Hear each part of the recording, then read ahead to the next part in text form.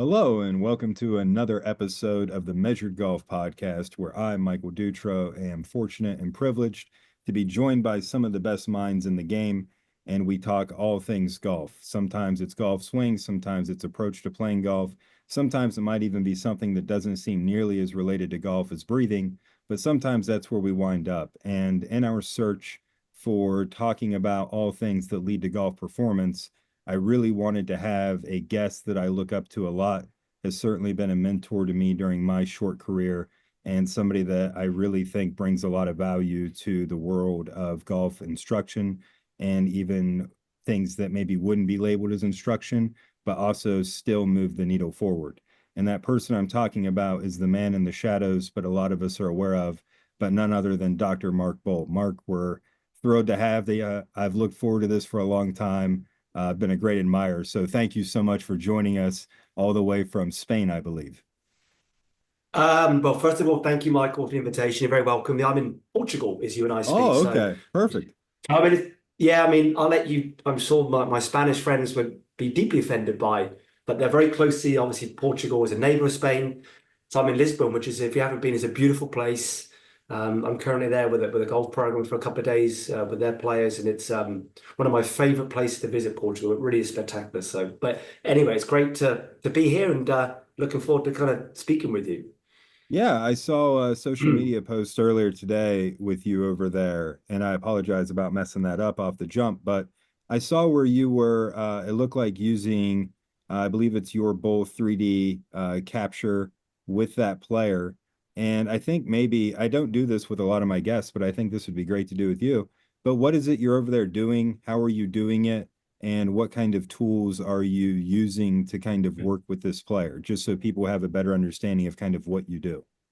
Yeah, so I think it's about context is so valuable, and without context, it becomes very challenging. And so this particular group is a group of kind of collegiate-based players, so they're adolescent golfers. So much of what I'm doing with these particular players yesterday, today, and tomorrow morning is kind of really looking at kind of how they're moving and really kind of why they move the way they do. So adolescence is one of many, many reasons why it's such a disruptive phase we go through. Look at the three phases of adolescence, kind of 0 to 7, 7 to 14, 14 to 21. It's kind of considered the kind of three main phases within those kind of growth cycles. A little later for girls, kind of 22, 23 for the females. And so what I'm looking at is initially kind of how they move.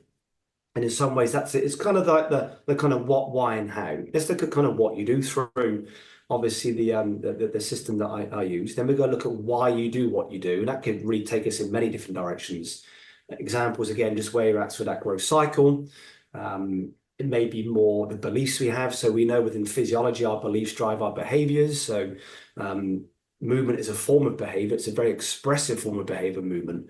So physiology is very much behavior driven, but our beliefs very much drive those behaviors. So to give you an example this morning, and this really applies to all of us. We all have beliefs which we hold very closely dear to us, based on whatever who you've been exposed to, who you perceive to be really, especially as a younger developing player. Excuse me, sorry, Michael, that you really kind of looked up to as being the really kind of revered human in many ways. And so in this particular player's case, it was just exploring almost why he chose to believe the way he saw the world that way. So in many ways, what he was trying to do was actually creating the issue, is the kind of short answer behind that. So the concepts he had, based on the belief systems that he had inherited through someone else. So if you look at beliefs, you normally inherit them rather than develop them. So beliefs you normally inherit as a younger, kind of prepubescent in many cases, you believe based on parents and that kind of stuff. And so he very much saw the world that way. So therefore, what he was trying to do, create the issue, and he had a stress fracture in his spine, which is, not to digress too much. I mean, we've almost normalized that feeling bad is normal. We've almost now normalized that you have to have something. What do you have? I have a stress fracture. I have a wrist issue. That's not normal. Normal was getting to the 90s, being medication free and being surgically free in many ways. That's normal. But we kind of now normalize feeling unwell or feeling, having stress fractures is normal behavior. It's absolutely not normal behavior. So anyway, so that to kind of bookend that part of discussion, this guy developed a stress fracture through a belief system that he was trying to move in a certain way based on a value he inherited from whoever it was many years ago. So the bookend is he now has a stress fracture in his spine, which is not normal behavior. And then other players, for example, we just looked at the last player I saw today. You look at, say, within growth, that the spine segmentally is the last segment to grow. So we get these kind of big, long arms and legs. And in relatively speaking, the spine is the last main skeletal segment to develop. So in essence, he has long arms, long legs on still a somewhat pre-pubescent spine. So much of his movement is being influenced by this somewhat disproportionate skeletal system he has through the growth cycle. So that will obviously catch up as he kind of gets in towards the back end of that kind of growth cycle. So there's many reasons why we do what we do. That's two of many examples, slightly kind of bookend in some ways the influence of growth, a belief system. And then really what we look to establish then, Mike, is okay, based on what we know. So okay, we kind of established how you move. We then kind of start to explore why you move that way. It then comes back to, well, okay, based on what you now know, how can you improve this? So then we very much start to then look at, okay, how can you being the keyword hit, not how can you now improve this? So then we start to really go to that more the exploration phase of learning. How do we start to explore in many formats, explore conceptually, explore within movement, explore through training, say, for example, what the guys would do in the gym, explore more on their behaviors, for example. So, we know, again, physiology is very much behavior driven. You can't out-train a poor behavior like you can't out-supplement poor nutrition, that kind of approach to physiology. So that would be the kind of the very coarse answer to that question. Let's look at what you do. Let's establish why you do it. And then once we've established why you do what you do, so you're looking for like what's driving this. In science, they're called mechanisms. What's the mechanism behind X? So we look at what's the true driver of why you move and behave that way. And then based on what we know, how can you then resolve this? So as far as the system I use, it's, as you mentioned, very kind. It's my own software system. So that I developed back in the early part of kind of 2010, 2011 as it was now. So the last kind of Can I 30 years. ask a quick question about your of course. system? It And doesn't I need to be mean quick, no, Michael. I mean Take your no time. offense by this question Yeah, because no. I've gotten in trouble with this one before. But is your system similar to the AMM system? So AMM was software. So you look at, say, Steve and Phil Cheetham, who were the developers of AMM. That was a software system. So they use similar hardware, the Polhemus hardware, albeit a different Polhemus system way back then. So AMM, so Advanced Motion Measurement, I think it was called a measurement motion. So apologies to Steve and Phil if I've mixed that up. They were the software developers, obviously now used by TPI. So it's kind of TPI 3D, I think it was still called, or may still be called, through obviously the guys in TPI. So my software is, you could argue, it's an expansion of, and it's an evolution of AMM, what it was back in, say, the early 2000s. So AMM developed so well by Phil and Steve, obviously then ceased to trade. I think it was in 2015, 2014, I think it was. So again, if I'm off on my dates, I apologize. But so they were the software developers rather than say that the hardware producers, who are a company called Polhemus. One thing that I would like to give you a massive compliment on when it comes to your software, and as a matter of fact, I'm speaking a little bit out loud right now, but I've used and I don't want to say the name because I don't want to compare and contrast, but I use a different markerless phone-based capture system to do a little bit of looking under the hood with some measurements and things like that. And the thing that they do really well is they create an avatar. And I'm a massive fan of the avatar because I've shown enough people videos of themselves swinging a golf club and they're totally distracted with how they look overweight or whatever the case may be. And that totally throws off anything I can say. So I like that the avatar takes the focus off of judgment in terms of how they appear in the video.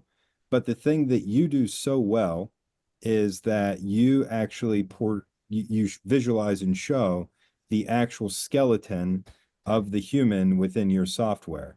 And I've done a lot of training and work with Dr. Joe Lacaze from Rotex Motion. And like Joe always says, can you point to it? And he's always referencing the skeletal system. And when in his opinion, when you're coaching other people, you need to be able to point to the thing you're asking them to change how it moves. So with your software and the 3D representation of the skeletal system, I really think that's a home run. And I think that that's a point of distinction because it makes it much more accurate when we're showing people how things move, because we're showing them the actual anatomical part. Yeah, I mean, it needs to be truly representative of what they do or how they move. So again, if they can't relate to this and they don't see meaning, they look at it and go, well, that's just not me. It's a very coarse representation. I think it just devalues then their experience. And you look at, say, we are through design visual-based learners. Over half of our brain is allocated to vision and movement. So how the brain has evolved since kind of day one of civilization is allocated to vision and movement. So there's kind of clues within our brain as to why we are visual-based learners. So in many ways, how you perceive what you see will then very much influence then you to move in whatever way it is we're discussing. So if you have an animation, they're called meshes, is the very precise definition. So it's called a mesh. If the mesh is not realistic to how you and I see how you move, then it just, I think, devalues and then removes meaning from the experience. Yeah, no, I think it's really good. And I definitely think the industry is moving more into a world where there's less standing there without any kind of measuring device and saying that looks pretty good. And now the young people who are coming to you and coming to me, they're wanting to see this data and they're wanting to see how that data influences the golf ball.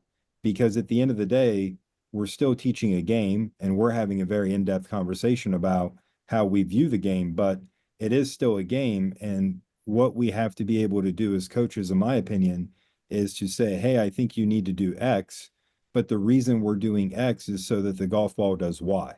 And I think we always kind of have to bring it back to helping that athlete get the golf ball to behave the way they want it to behave. And then where I think you come in and do a bang up job, or somebody who's looking at the motion, it's okay, well, now they're achieving the task and they're doing what's being asked of them, but are they doing it in a safe and effective way for them? And when you marry those two things, you really find some really high performance. And that's what I love about the approach you take to it. I think it really comes again, kind of back to that kind of context is when you have using the example that the players I've seen today again, it always starts with how can I help? How can I help today? What questions do you have? And how do you want to use your time today? And we have this information, player X, how would you like to use it? So there always needs to be a question aligned to the information. Rather than we have this information, let's try and fit a question to the information, which is a very, very different approach. So for me, it's how do we use information to best answer the questions you have, really based on your experiences, your observations, the aspirations you have, for example. So for me, it's that, you look at really the role of data is very defined for me, Michael, just allows a more informed discussion. We have this data, and all it does, it then allows more informed discussions based on, it's still the best model is a blank sheet of paper. You're here, you want to get there. How do we kind of fill the gaps in? Well, this information we have now allows a much more precise, a more accurate discussion now based on how do we kind of advance you based on whatever, again, aspirations you have. So, but I think, again, to be mindful, and I always try and provide as best I can a real balance that you look at it, there's never a solution, just a trade in life. The idea of a solution doesn't exist. There's always a trade-off. There's a cost to doing business always. So the cost of business in some ways with, say, as you say, some of the younger guys now coming through, there's that lovely trade between knowledge and know-how. And a lot of guys have wonderful knowledge, not all, but perhaps don't have the comparable know-how. How you use the information is still of tremendous, probably of more value. So you can look at it in many ways. You and I can frame this. Would you sooner have someone with less information, but has tremendous know-how how to use it, or a coach with the most advanced system and know how to use it? I know which one I would sooner spend time around. So it's that lovely trade you get between having the knowledge, which is very much the information that we have, but then having that know-how, which is the early phase of wisdom in some ways. So then how You're do gonna we love actually this use quote. it? You're gonna love this Like, quote. I think it's an American quote, but I think it's right up your alley. You ready? Knowledge plus experience equals wisdom. yeah, I mean, you could add many words into that, really. I But would that's almost kind go of what you're knowledge. talking about, right? Is like, and Yeah, that's what I think is difficult because I'm so glad you brought this up, and I'm sorry to jump in there, but I think what you're no, it's all talking good. about is something that's very important. Players, in my opinion, the players I've worked with, and I've worked with some very, very good players, players always think that they need to become a coach to become a better player, meaning that they feel like they need to understand everything to understand what they need to do better. And I feel like so many young people, they're so used to having advanced baseball stats and fantasy football stats, and they're so used to this data stream that they think that they really, really, really want lots of data when it comes to their golf game and their golf swing and their understanding. But to your point, you can understand perfectly well how to execute a golf swing from a kinesiology type basis. But if you've never done it before, you're probably still not going to shoot even par your first time you do it. Yeah, I mean, it really comes back to there's a something in skill acquisition called de-skilling, which is very prevalent in this current time as you and I speak, where often what may happen is the data gets better, well, defined better based on what, who defines if it's better or not, it's a different discussion, but the player gets worse. And that's very prevalent now. They might have better performance markers, better movement profiles, for example, but they just can't relate to that. They can't create meaning. So one of my favorite questions may be, could you move that way on the first hole in the Open Championship? No, then is there no meaning? And there's many, this could take us in many different directions, that you could argue true learning is when it's reconnected to nature. It's only when it's done in the closest form to nature. So how do we keep it as close to the first tee as possible? So if you can't move that way at the Open next year, then there's really no value doing it now. Um, Unfortunately, the more we come away from nature, the more we devalue that learning experience. So that's often when you'll get the data gets better, but the play gets worse. They've been de-skilled through the process. So the nervous system has another layer of distraction. There's more interference. The brain is even more exhausted. Beliefs get reinforced, often in a very unhelpful way. So there's a lot of fallout to that as an approach. So what I look at more so with players, and I actually learned this from a very good player years ago. We like the idea of acupuncture. We have all these different acupuncture points in the body, and he goes to me, and that's great, Mark. If you only had one needle, where would you put that one needle? I think this is such a great question. So rather than looking at every single acupuncture meridians, as they're called within kind of more Chinese medicine, where would you put that one needle to provide the biggest value? And I thought, what a great question. You can see why this guy's won a major championship and many, world number one, that kind of stuff. And that's how those guys still see it. What's the single biggest thing today I can do that gives me the most value? So there's a big thing years ago. It actually came out of British cycling in 2008 in the Seoul Olympics. This idea of marginal gains, do 1% better. But that's great, that. But that was based on already being an Olympic athlete. So the idea of doing one, looking at your mattress and your pillows, absolutely of tremendous value based on doing 98% of things well already. If you're doing 10% of things great, doing 11% of things great ain't really going to make much of a difference. So I kind of say to many people, they step over pounds to pick up pennies. They leave the big stuff to kind of pick up these small, pick up the big rocks, not the pebbles in life. So within physiology, you can kind of go into kind of some physiology now. They're called physiological buffers. So a lot of what you do within the first hour of the day, in the last hour of the day, in some ways helps frame the day. So if you do certain behaviors in the morning, it can really help absorb much of the stress of the day. You kind of give yourself this buffer. And very much like in the evening, if you do certain behaviors at night, it helps mitigate what you've been exposed to through the day. If you don't frame your day that way, that can then create lots of physiological stress.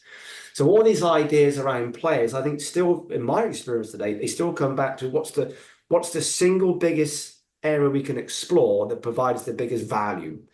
And even then, again, I've only really kind of learned these things through being around players in Long Continue, that A big one for me then comes back to, we kind of mentioned it, I think you called it knowledge and experience. I'd almost expand that and say it's knowledge alongside how you experience your exposures would be my add-on to that. So you've been exposed to certain things in life, and it's how you chose to remember those exposures. You and I can get exposed to the same thing. You chose to see it in a great way. I just chose to see it in a poor way. So in that really, in some ways, I don't want to jump around too much, so I want to kind of finish this part of the question, but it's a bit like the nature versus nurture discussion. The issue is the word versus. That's the definition of being demonized, polarized. What side are you on? It's nature versus nurture. No, it's not. It's nature alongside nurture. It's nature alongside what you've been exposed to and how you chose to experience those exposures. That's how we evolve. So, as you know, I look at this a lot with players, Michael, that golf likes to look at how to separate, how to demonize. I look to see what connects players. A good example being, look at someone like Scotty Scheffler. His football gets all the attention, but what they don't tell you is the things he does the same as Rory and Xander Schauffele and Tiger, for example. That's just not a particularly cool story. So what I look at more in players is what connects all these players rather than what separates them. So to I go couldn't back to agree more. I couldn't to go agree back to more. your Like that, question, that's gold. That's gold, yeah, Mark. That's really good. well, you're very kind. And to go back to your question, as certainly in my experience with players, we could spend whether it be an hour with the younger guys this trip, or I might spend a day with someone, for example, with a certain player. It's how do we compress the experience into 3 words? So you look at most phrases, they're 3 words long. So what's the Nike phrase? Just do it. Doesn't say just think about it, perhaps explore it. There's a lot of science behind. So the Audi, Vorsprung Dutch technique, most of these famous phrases have 3 words. So one of my big approaches is how do we compress our experience today into 3 words? So the brain is more likely to recall 3 words on the first tee at Port Rush next year than this got to get down, I got to get no chance. That's way too exhaustive on the brain.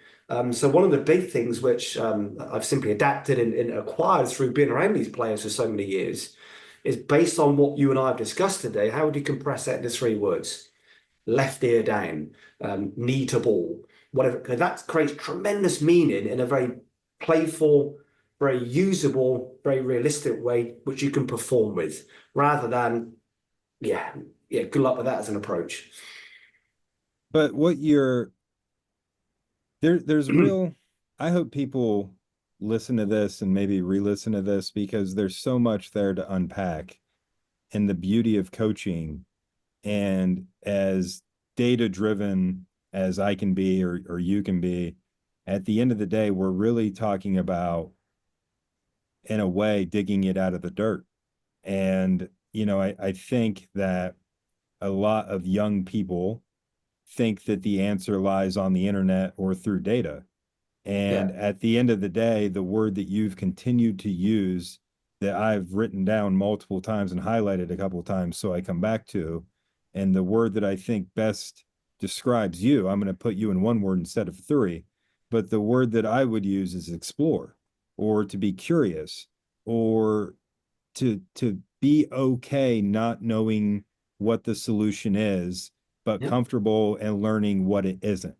And I think that we've really lost that ability to go out there with the shag bag of balls and go, hey, today I'm going to figure out how to make the ball work right to left. And then once I do that, I'm going to make it high right to left. And then like I don't see a lot of young, good junior players who are willing to go out there and get it wrong to learn how to do it right.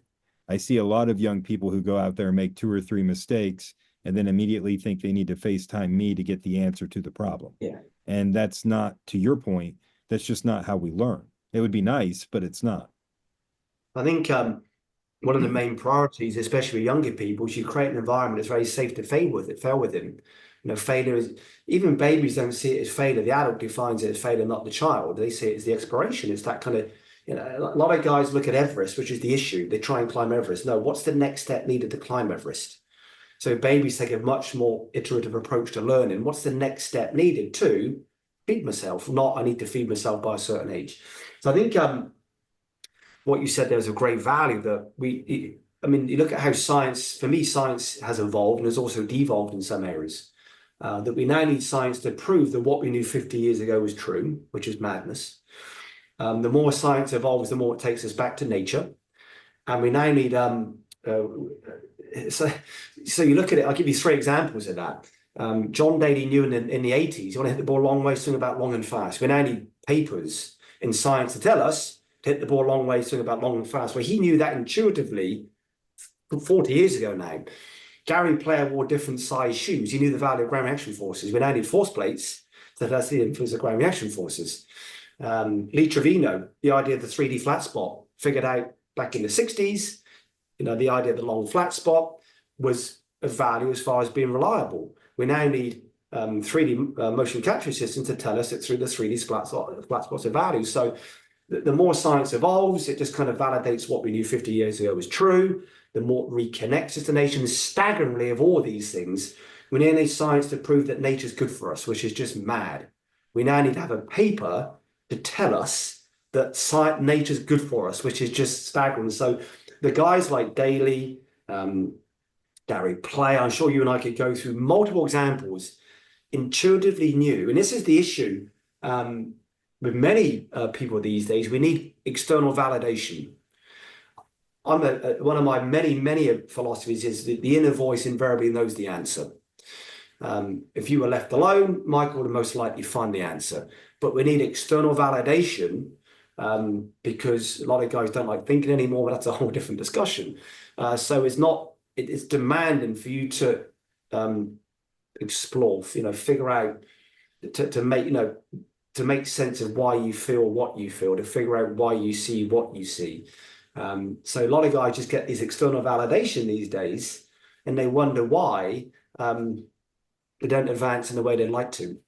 It's funny that you say this because I tell people, I swear, I think more of the things I learned through force plates do more to validate the people that came before me than to discredit them. And I say that all the time, and I mean it. I really do think that's true. And I've also been on record, and I do it all the time, but I've got a goodie here. I've got a TaylorMade R7 Super Quad TP, one of the great driver heads of all time. And I hit this with my juniors all the time when I play golf with them. And they think I'm crazy. And the thing that's crazy is that this 2007 driver goes the exact same distance as my 2024 driver that's the latest and greatest of everything. And drivers haven't gotten any better, but we need a $26,000 launch monitor to tell us that. So to your point, the science, there's been good science. You're going to appreciate this. I made sure to get this one out for you. Alistair Cochran, The Search for the Perfect Swing, first edition, by the way. That's one of my prized ones right there. But a lot of what's in that book that was written written and published in 1968, a lot of that information is held up. And something that they said at the World Scientific Congress of Golf that I always appreciate is that good science endures.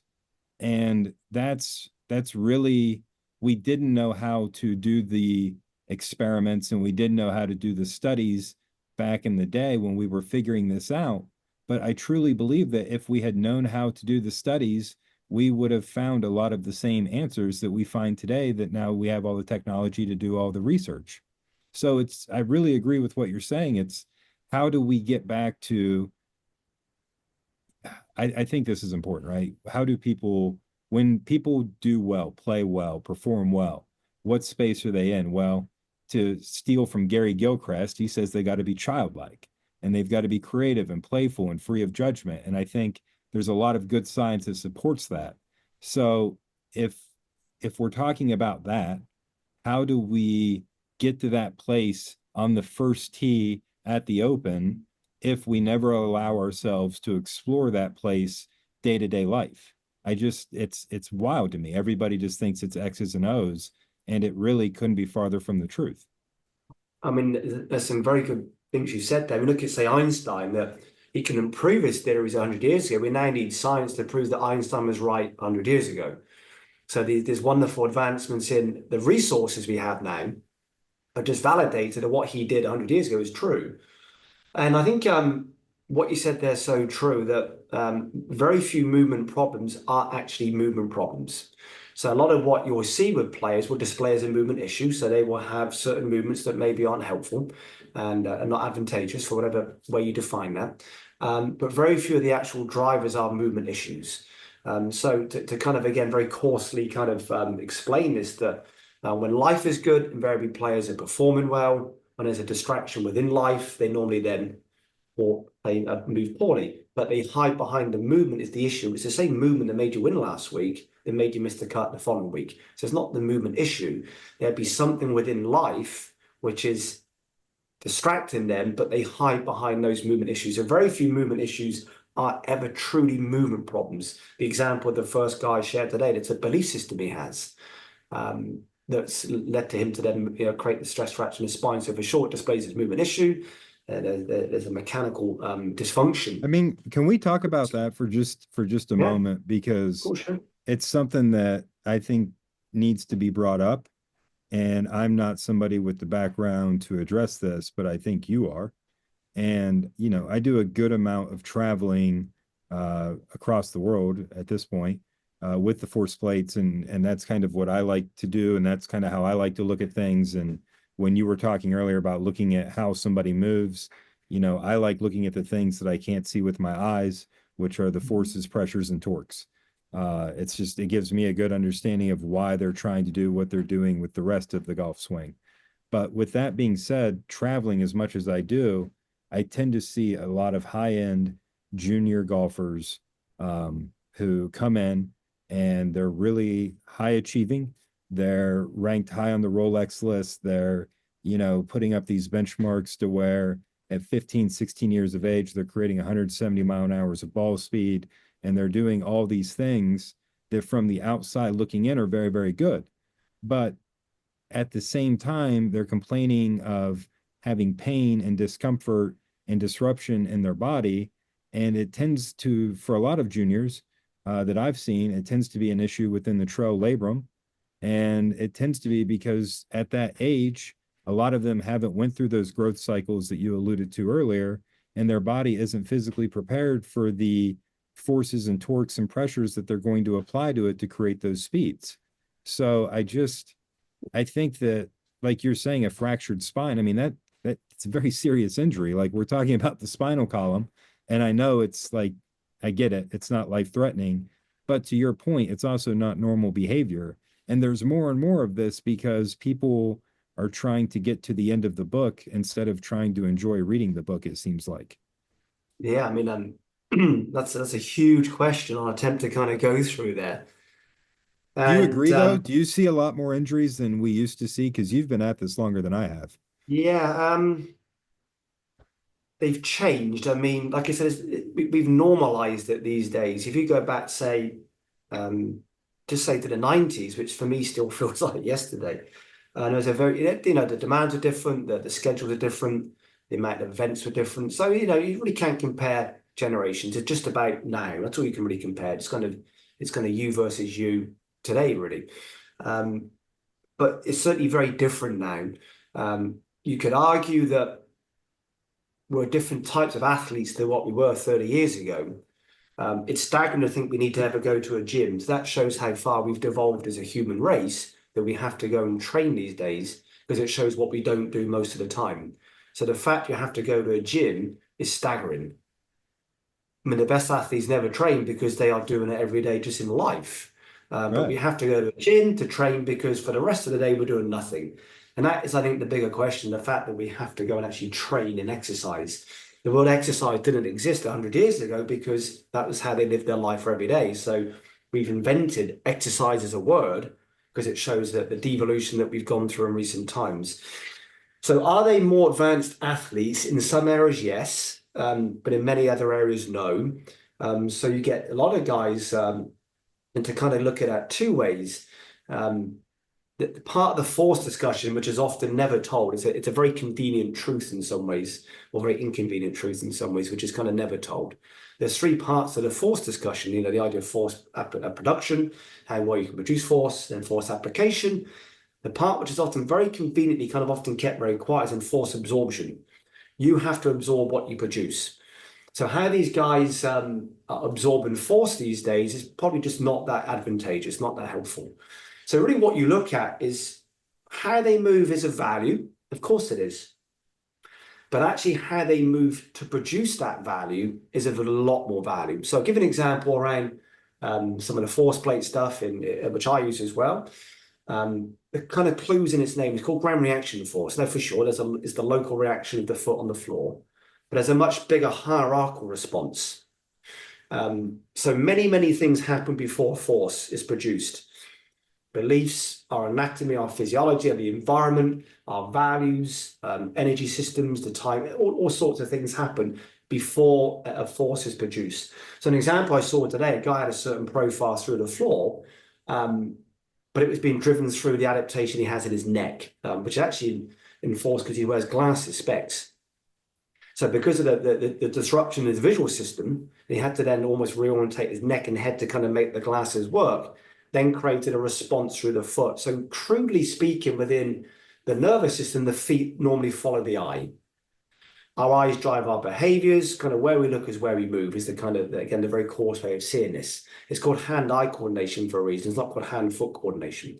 So the hand will follow the eye, the foot then follows the hand. And that's the kind of loose way of looking at movement. So where we look is where we move. The hand follows the eye.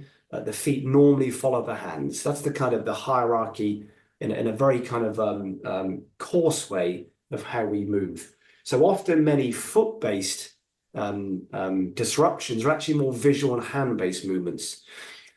I got myself in trouble about this a while ago, but you know what? Whatever. I'm a big enough boy to kind of. It really should loosely be called hand reaction force. If you think about it, because the feet just follow the hands. So what you see through the feet is in response to how they move the hands through space.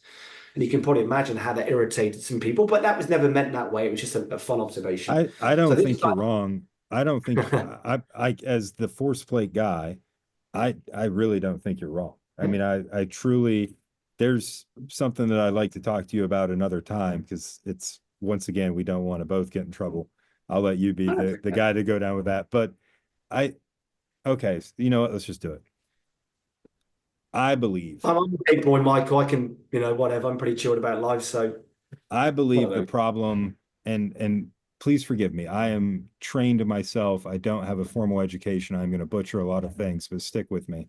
I truly believe that the reason that most golfers struggle is because they're so busy doing exactly what they did the very first time they ever touched a golf club. And the very first time they ever touched a golf club, they probably looked at somebody very familiar with them and said, okay, what do I do? And that somebody very familiar to them said, you see, what you do here is you take that club and you hit that ball. And that's what people do. And they hit the ball with the club, and somebody close to them applauds them and recognizes them. And forevermore, they now know how to hit the ball with the club. But that isn't the same task that is golf. And we have to do a lot more than just hit the ball with the stick to play high level golf. And the issue is that the level of thinking, I don't think really moves past move the stick. And to your point, and I'm so glad you said that because I truly hadn't thought of this until you just said it. But to your point, the hand follows the eyes. And what's everybody trying to do? They're trying to get the golf club back away from the ball around their body. And guess what their foot does? It follows it. And then everything externally rotates. And there's just no way that you're ever going to use any ground reaction forces whatsoever. Because what I like to talk about is the ground action force. What is that? So if we are in a position to where we can't create an action, how are we ever going to take advantage of the reaction? It's an impossibility. So I'm so glad you said that because I think as somebody who really thinks that the ground is a really important thing to look at, bad ground reaction forces typically stem from the body, or in this case, the hands, we could say, or the eyes moving incorrectly, which give us bad cueing. Yeah, so that, I mean, invariably, if there's a disruption through those force profiles, the real, again, what's the driver is normally there's an issue with the intention. What is it exactly you're trying to do? So you can look at it, doesn't always go both ways. you can improve the profiles, like the idea of de-skilling around the ground reaction forces, whatever it might be, doesn't always shift their behaviors, their beliefs. But if you improve their intention, it almost always improves the forces. So within physiology, it's very well defined physiology, Michael. You have two choices in life: either change your behaviors or change your expectations. That's all you can ever do in life. You either have to change your behavior, which or you either change the expectation. So an example being that physiology kind of goes behaviors, which is essentially controlled by beliefs, exercise, nutrition, supplementation, then an intervention. So it always starts with what's my involvement, what's my contribution to the problem, what can I do as Michael and Mark to contribute and resolve the issue I experience. Then how can I use training and nutrition to support that? Supplements are not called replacements. How can I supplement then imbalances through, say, my nutritional demands? And then occasionally there may need to be an intervention. What we've done so well is we've inverted that in recent years. First approach is do an intervention, surgery, an external device, like an orthotic, for example. Then I take a few supplements. Do you mean I need to train? What do you mean it's my fault? That's how we've become programmed. What do you mean it's my fault? And I say that to many players. It may not be your fault, but it's your responsibility. It's not your fault you've been exposed to poor information, but it's your responsibility to deal with it. Because it circles around again. You can't doesn't matter what intervention you have, if your behaviors are not advantageous, you train and your nutrition's off, you cannot out-intervene a poor behavior. I can't out-train that. And so it then really comes back again too. It may not be your fault. You've been exposed to whatever, but it's your responsibility to deal with it, because that's the only choice you'll ever have. Either change your behaviors or shift your expectations in life.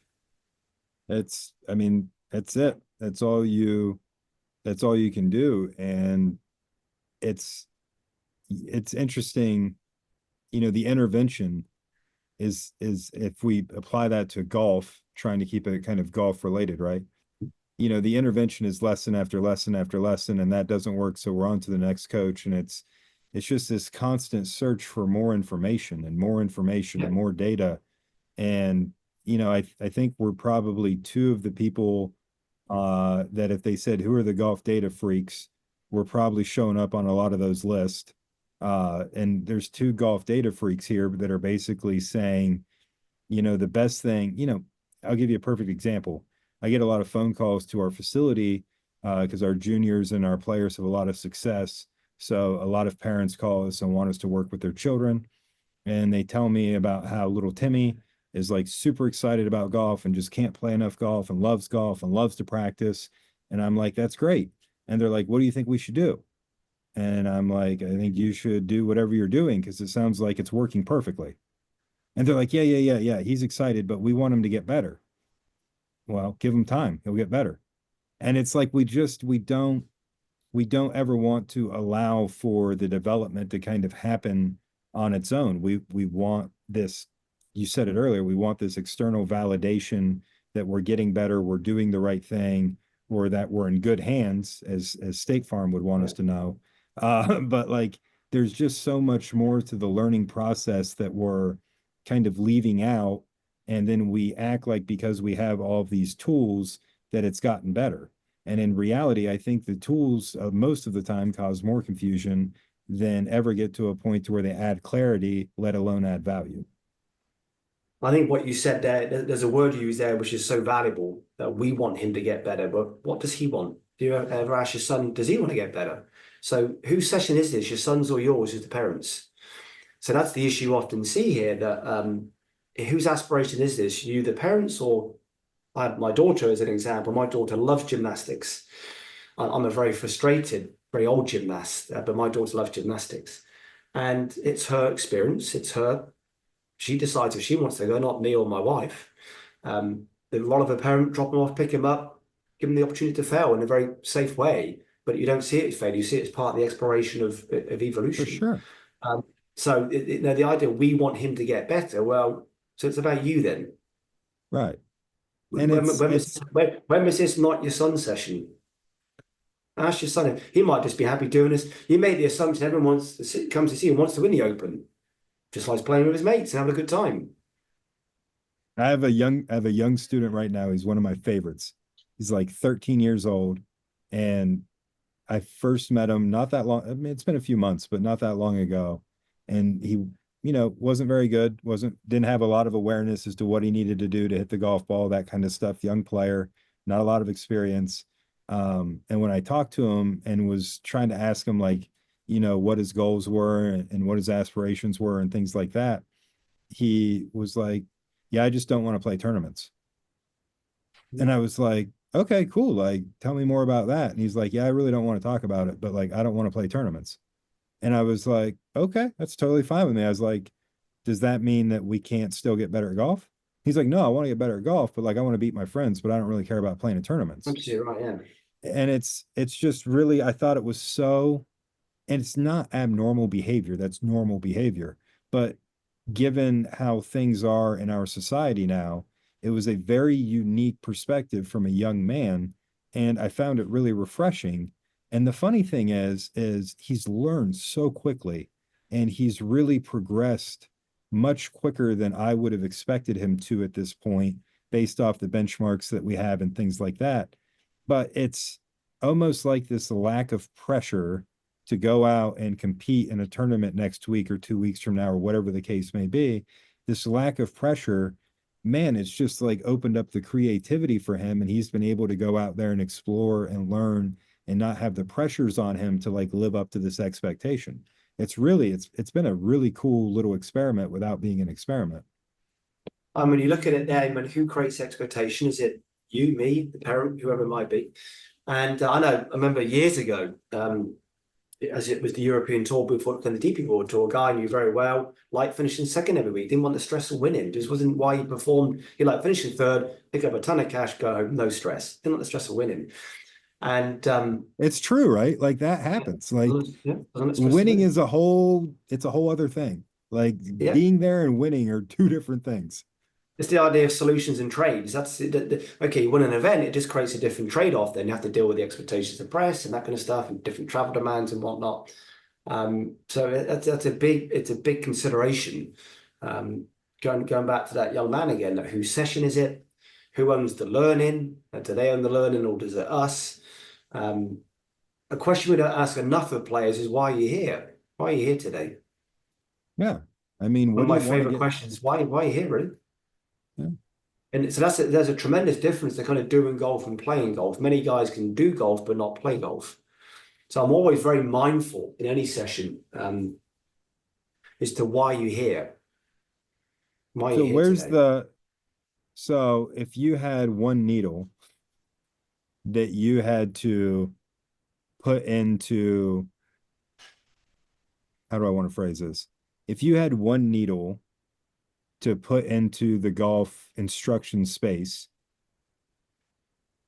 what would be the needle that you would want to put in and be kind of known for at this point? And I know it's probably going to change throughout your career and things like that. It always does. But if you had to stick your one needle in golf instruction right now and go, this is the thing I wish would change because I seeing it be the most disruptive, what would that thing be? And it could be either positive or negative. It could go either way.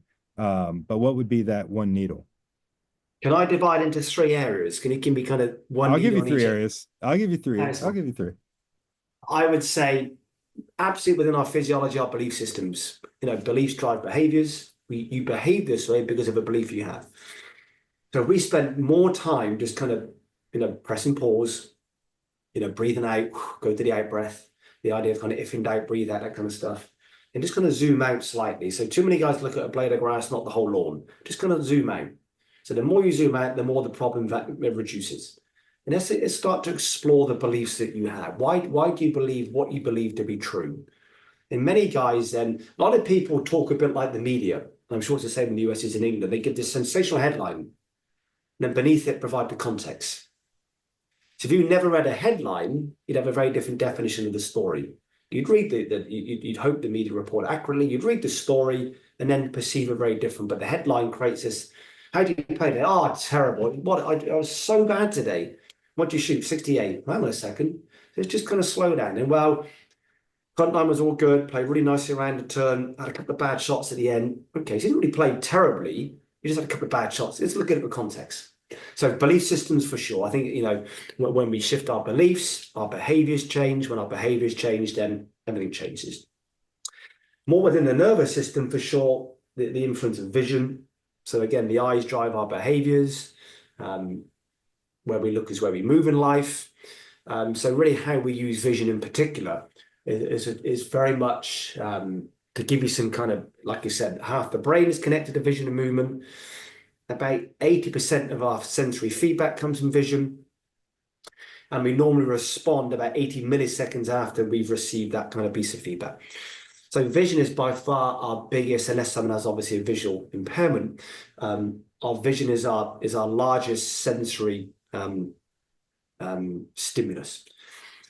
And then within more the movement side, say, of the more extrinsic biomechanics, for sure, the pelvis.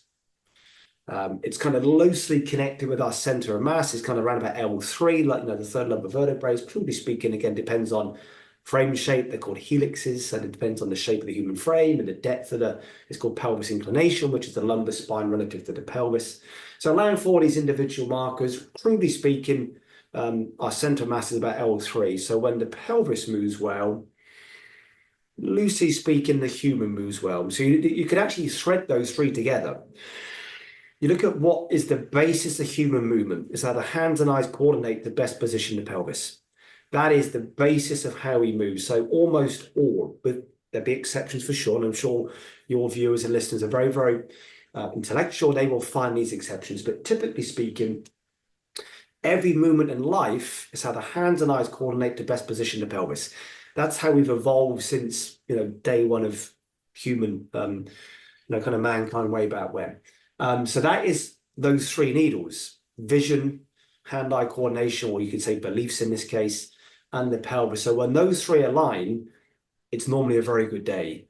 When there's a disruption in those three, it's invariably it's a long day. Would vision tie into overall neck mobility and health? Would you say It's that very that's reciprocal. Yeah, it's a very kind of circular discussion. So if someone has a neck issue, which is, again, we're being very, I don't like to have a reductionist view of life. When we filter it so heavily, we lose all the good stuff. So when you heavily filter anything, it's like milk, for example, it's called dead milk. When you hugely pasteurize and homogenize milk, it becomes dead milk. There's no enzyme or nutrient value because all the good stuff's been taken out. So what you drink is often referred to as kind of dead milk. So, we like to reduce things in this day and age, which I think devalues the intellect or the discussion then. But typically speaking, if there's a thorax issue, there really was a cervical spine issue. So often when there's a neck issue, there was an eye issue, and also vice versa. So there's that lovely kind of circular interaction between, if there's been a neck adaptation, which is certainly what you see as you mature through life. As we advance in years, we often get exposed to gravity more. We've been exposed to gravity more. Our neck gets kind of compressed down and forwards. Rotation starts up at the top of the cervical spine, kind of C1 is where we start rotation from. So for you and I to kind of move this way, sequentially that had to come through the upper part of the cervical spine. When we live in these very kind of compressed positions, we almost close down the ability to move them through our cervical spine. So it's called the axis of rotation with anatomy. We then start to rotate more around C6, C7, this part of the neck, which is why many older people get neck pain, because they've changed the axis of where rotation happens. Then they start adapting different segments. So examples being, we adapt other areas to move around those constraints we have through, in this case, our neck. So we often adapt the pelvis, adapt the foot as a way of moving around those neck constraints. So we then start seeing those profiles through the floor again. Really what they represent is how we adapt. So any value you look at, invariably, whether it be through 3D, force plates, launch monitors, even statistics on a golf course, all they really reveal is how we are adapting to the constraints placed upon us: environmental constraints, emotional constraints, anatomical constraints. So it's how we're adapting. So really what they reveal is the approach used to move around the imbalances that we have. And so, yeah, neck and the eye, you really can't look at them independent of each other. It's quite common. You see on really good kind of scans from the cloud view, you often see a skull looking like this, where one eye relative sits forwards because the torsion through the neck. So then they've adapted the neck based on a visual disruption and or vice versa. So when you start looking at the head, I mean, examples again being that the sight and touch, all of our senses are in our head. Smell, taste, sound, vision. You could argue touch is in our head because we actually perceive in the brain that the mechanoreceptors on our skin that detect change in pressure and temperature, for example, we still perceive it through the brain. So when there's kind of eye-head-based issues, that's the whole sensory system being disrupted. Not many people play barefoot, which is a different discussion. So when we put shoes on our feet, we then put a layer of separation between us and the earth. We lose that sensory feedback through the feet because of what we play in. So still eye, head, neck movement. It's very unusual that you want to be real, I mean, beyond generic. So I apologize in advance for this. But if someone's neck and head are moving well, invariably the human moves well. If there's something through eye, neck, and head, kind of good luck moving well. No, I mean, that makes a ton of sense. And I've met some really smart people who are great applicators of the human body, and a lot of guys that I know who are really forward thinking and kind of trying to, look at areas that aren't being looked at right now, are looking at the neck and the head and how that aligns. Because to your point, our rotation really starts there. And if we have, it's not uncommon now for people to have poor posture because of cell phones and everybody looking down in their lap all the time, or whatever the case may be. So it even goes back to the type of food. You want to be really esoteric now. It even goes back to the type of food you eat these days. A lot of movement issues are actually dental-based, tooth-based issues. So as really, we eat kind of soft food, the idea of ultra-processed food, we have like crowding through the jaw. Our jaws are getting smaller because we eat very soft food. We don't chew anymore. We get crowding through the teeth. We then get changes through the jaw. The jaw is kind of loosely speaking connected into where rotation happens through the neck.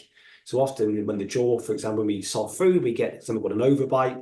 Well, our upper teeth in front of our lower jaw, head gets shifted forwards, the pelvis gets put into like an anterior anteverted position, center of mass goes forwards, we see pressure on the toes at address. So you'll see through, say, when I use my force plate, hey, the pressure sits forwards. It's a bit esoteric. That's what drove that was the food you've eaten in the last 2 or 3 years because you've changed the structure of the jaw. So a lot of movement issues these days are actually dental-based issues, and even the research now around kind of dental hygiene, almost I think it's something like, depends on the research you read, anything from kind of 50 to 70% of known conditions in life now connect back to a dental-based hygiene issue. To give you an example, every organ in our body connects into a tooth. So when you have a tooth issue, it then disrupts the corresponding organ, the liver, the pancreas, the spleen, the kidneys, for example, all connect into our teeth through those meridians in our body. So if you have, say, a root canal or certain fillings, for example, that then goes into then and disrupts then the corresponding organ. wow, look at that. We went from talking about golf to talking about how dental problems are really the cause of most movement I issues. look a lot at jaws, and one of my first questions is any dental work in recent times. Really? And so someone's had to say, then yeah, I very rarely, but I'm not asked someone in a session about their dental history.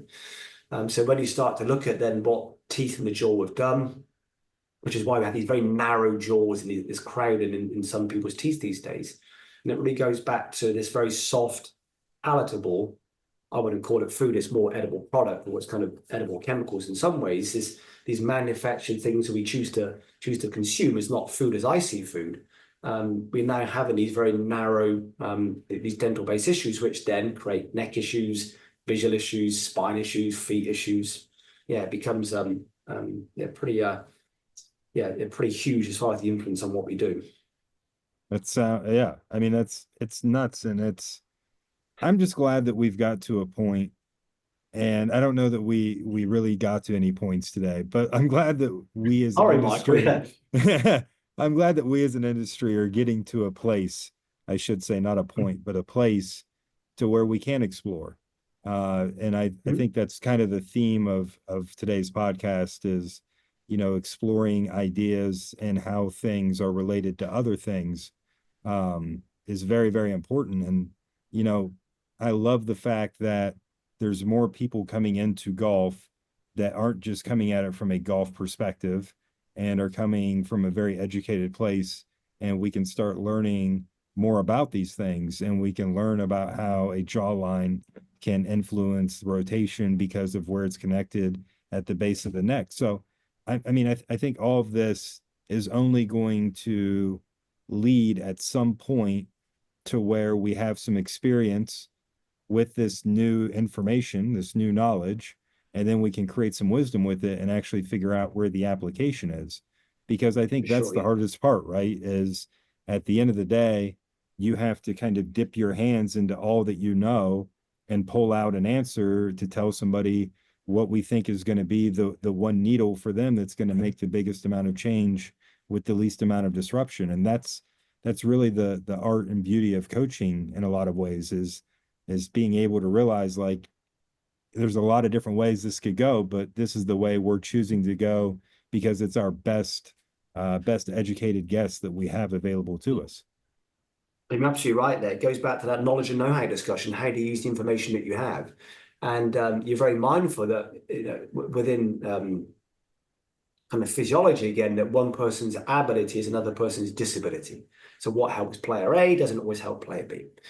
And so you always take that very kind of I kind of say that most people that precise questions need precise approaches. Unfortunately, we use generic approaches often to precise questions.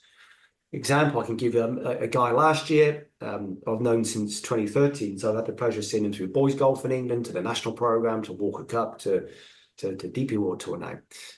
We started to explore the use of a gum shield. It was a mouth guard, he called it in the US. He had a lot of foot pain.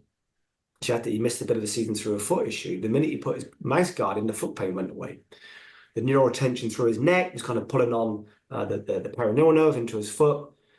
So when we started to realign his jaw and his teeth again through a mouth guard, sorry, the nervous system could let go and the kind of foot pain went away. We looked at what the performance markers and say power production, heart rate variability through the trackers he used.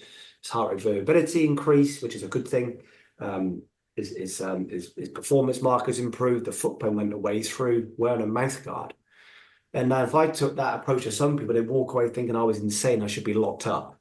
So you've got to be very mindful. And that's the idea of kind of, I say playfully, many people have great education, but they're still idiots, unfortunately. So having a good education is not a precursor to being You an know, intellect.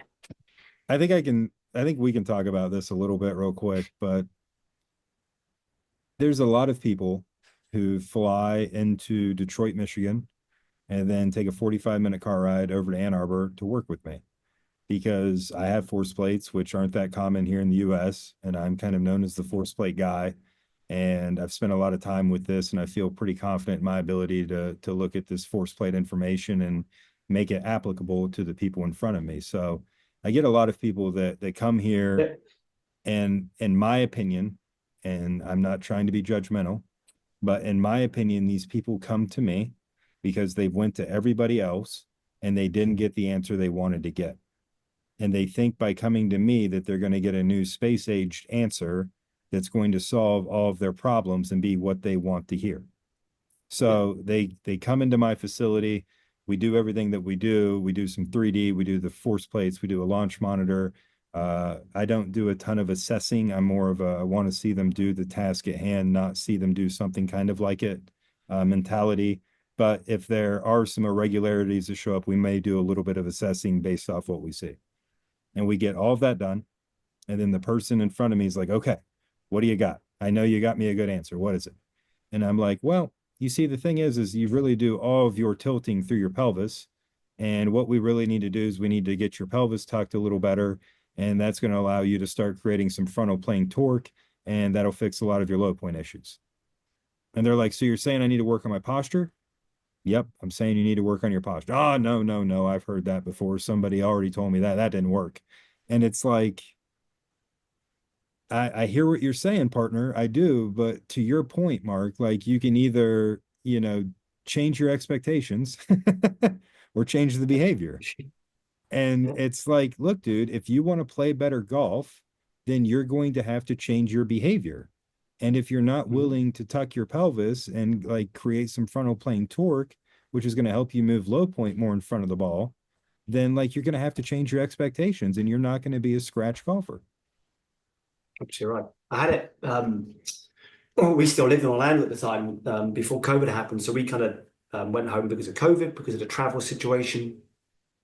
I remember a young lady came to see me once and about I need a different answer. So really my role is not to give you an answer, it's to ask you a better question. So my role was to ask different questions of you. I remember saying to her once, okay, so we have all the kind of the feedback on screen. So I said to her, if I came to you moving this way, how would you help me? And just the silence she was met with, she couldn't even start to conceptualize that she had to find a way of resolving this. And I remember saying to her dad, I was very honest with them. I kind of take the approach, I'm friendly without being their friend. I'm not there to be their friend, but I'm friendly with them. Right. But maybe there's the issue. She has no ability that when it goes wrong on the first tee of a collegiate event, she can't phone me up to problem solve. So I said, really, my role is not, I'm not a problem solver. I'm not a problem finder. I'm a problem creator. I need to create an issue for you then to go and resolve, because that's when the learning happens. You found a way of resolving the issue that I created. So really my role was to ask better questions of you, which is what the information does, to kind of go back to what we discussed earlier today. And really, That's if I came to you moving that way, how would you solve this? And they look at you, some guys, and then some you can't keep quiet. It just is complete. It's almost like a complete release in some ways, complete liberation of being able to think. I remember, again, I can assure I'm the most probably chilled, or at least I hope very humble guy out there. And I had a lady come over from the US a few weeks ago, plays on the LPG tour. She came over to England to see me for a couple of days. She goes, "You're the first guy Mark has ever actually let me think." And I was like, I was like, I need to understand that more. Yeah. She goes, "You're the only guy that has ever actually let me think." I think that's a big compliment. I was like, well, that says a lot about your education. I mean, you look at it, I said to her, that's nice. I mean, when you give information, it really exposes two things, your movement history and your learning history. So whenever I give you any kind of feedback, two things get exposed now.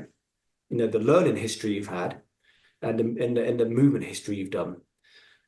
So people that are very exploratory movers, they're very movement diverse, and they've been coached rather than taught, which is a whole different. Are you a coach, teacher, or instructor? They're very different to me.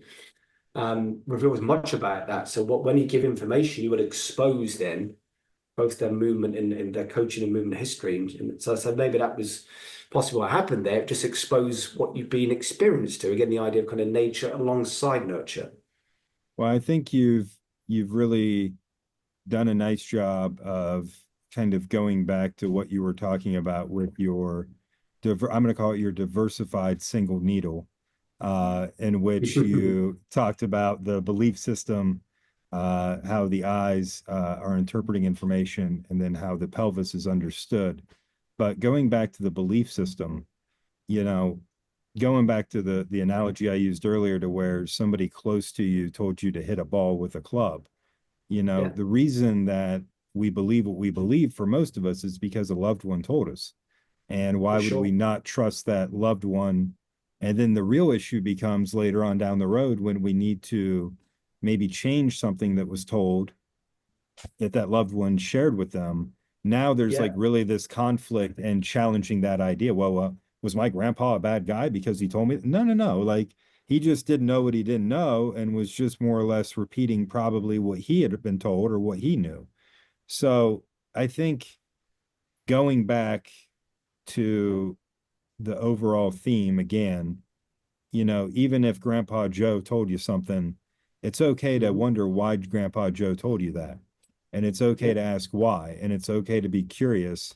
And I really think that if you are somebody listening to this and you're listening to this for the purpose of trying to improve your ability as a golfer, I think the number one skill set you have to go about kind of eliciting and making change with is your ability to be curious and to ask more questions.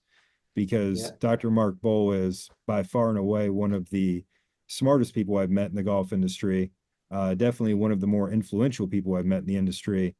And the one thing that he shares that he doesn't know yet, and he hasn't heard this yet, is that he shares something with another one of my mentors.